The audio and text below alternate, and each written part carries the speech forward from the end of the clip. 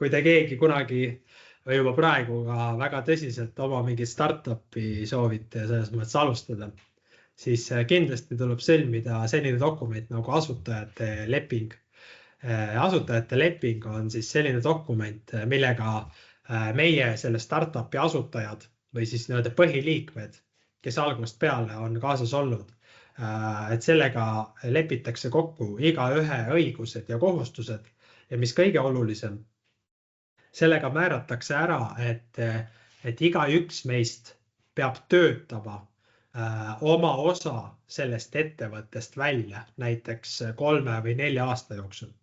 Ehk siis kõige alguses me mitte keegi ei oma sellest startupist mitte 1%, vaid me igaüks töötame selle aastatega välja. Ja mis see tagab, on see, et see tagab selle, et kui keegi näiteks liikmetest, ma ei tea, aasta pärast ei soovi enam kaasa teha seda asja või mis iganes muul põhjusel ei saa seda asja kaasa teha enam, siis tema osa ettevõttest ei jää kinni temale, vaid see osa ettevõttest saab minna kas teistele asutajatele või ma ei tea, tulevastele töötajatele või mida iganes.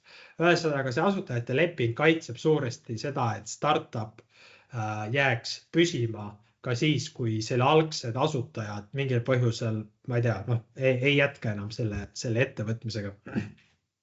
Pluss ilma selle asutajate lepinguta on võimatu üldse reaalselt mingit raha investoritelt kaasata.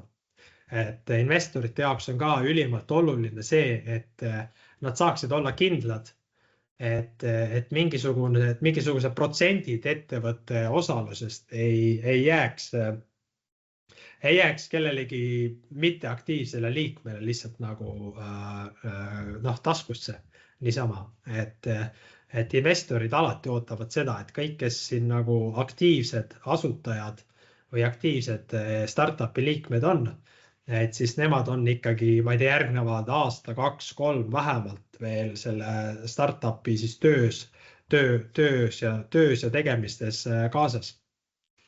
Et muidugi, et kui te olete peamiselt siin gümnaasiumi noored ja põhikooli noored, et see on muidugi selline, see on hästi tõsine dokument selles mõttes, aga kui teil on tõsiselt nagu väga suur ja väärtuslik idee, siis need on asjad, mis tuleb lihtsalt paika panna omavahel. Et see tagab kõigi jaoks selles mõttes võrdse nagu võimaluse panustada ja oma panuse eest saada siis osa sellest startupist endale. Ja et kui kellelgi on huvi kõigi selliste või üleüldse seda asutajate lepingut ja muud olulisi dokumente tegelikult saab kusjuures meil Tehnopoli või Startup Estonia kodulehelt täpsemini. Ma ei tea, kas teil siin selles IDU projekti raames on sellest midagi räägitud või ei ole, aga jah, on mõningad dokumendid.